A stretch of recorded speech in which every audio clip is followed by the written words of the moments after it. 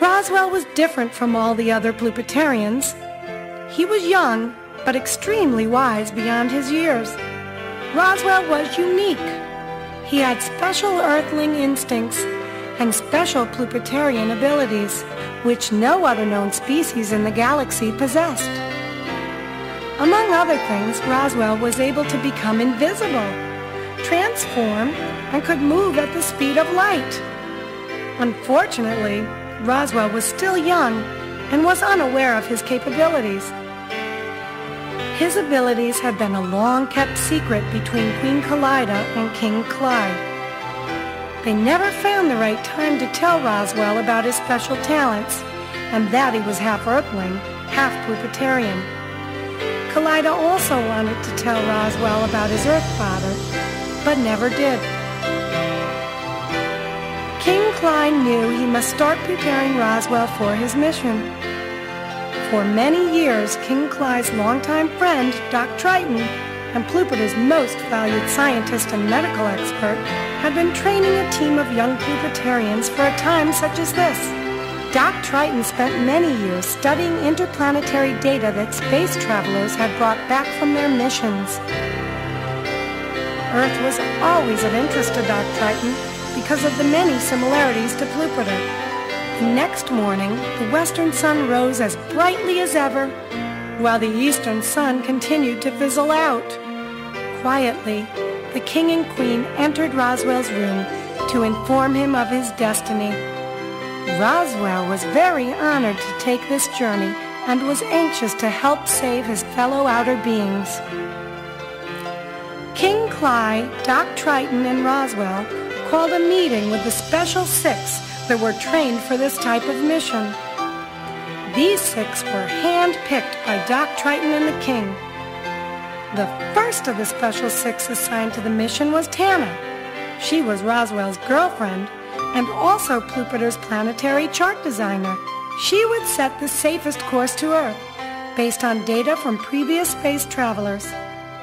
Roswell worked with Tana, going over every last detail. Pointer was the second chosen of the crew.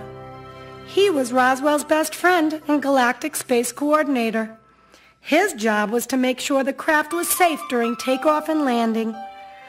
Pointer was also assigned to analyze the air pressure gauges of the craft in order to maintain normal air quality. In addition, he would be in constant contact with Roswell from takeoff to landing. Slugga, a test pilot, was the third space traveler to be assigned to the Special Six and was responsible for testing the craft.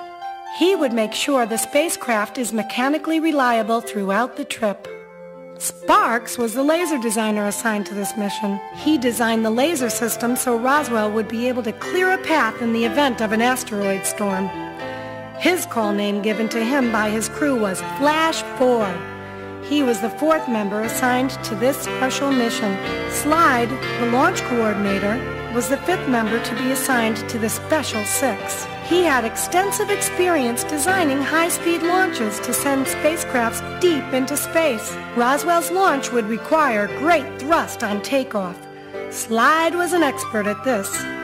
Bumper was the landing field developer. He was the last member to be chosen for this special mission with the Special Six. He would set the coordinates for Roswell's safe landing at his destination. Doc Triton and King Clyde worked tirelessly with the Special Six for many years to prepare for a mission such as this. This mission was different from any other in their history. It would determine the future of all Plupitarians. As Roswell's crew prepared for the mission, they became extremely close friends. As they worked, Roswell took in all that he observed. He had a thirst for knowledge. Queen Kaleida knew that Roswell had a limitless potential to learn. However, because of his special abilities, Roswell would have to travel alone. Everything had to be perfect. There was no room for error. Roswell had to be sure of every detail. Finally, the day arrived. Roswell was ready to go. King Clyde and Queen Kaleida spent the early morning hours with Roswell. They met up with Doc Triton and walked to the craft, going over last-minute details. The crew was checking the instrument panel.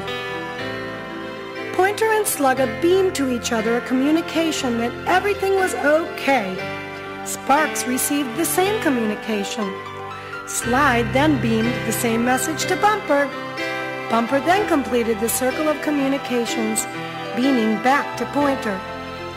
Tana had joined them at Mission Control and beamed an okay to the others that the craft was ready to go. Goodbyes were shared by all as they watched Roswell get into the craft and seal himself inside. They watched as he took off with safety and precision on his first journey into deep space to the planet Earth. Everyone knew it would be some time before they would hear from him again. They knew he was the best Plupiterian for this mission, and all had hope for the future. Everyone was sure he would be fine and would return with good news. Roswell was off. Watching the dials on his spaceroid, he traveled through the seemingly dark galaxy, which was somewhat familiar and friendly to his bright emerald eyes. He darted about, concentrating on his every move, careful not to make any mistakes. He glanced down at the controls to make sure he was heading in the right direction.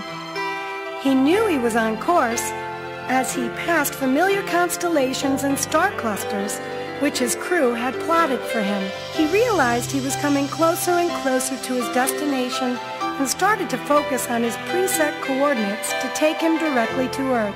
Roswell communicated with Pointer for the last time before he landed.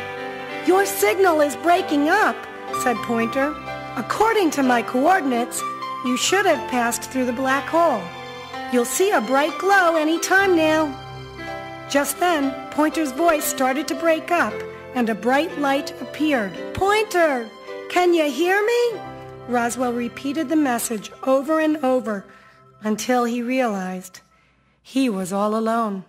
Roswell looked outside the craft as he entered the Earth's atmosphere. There it was!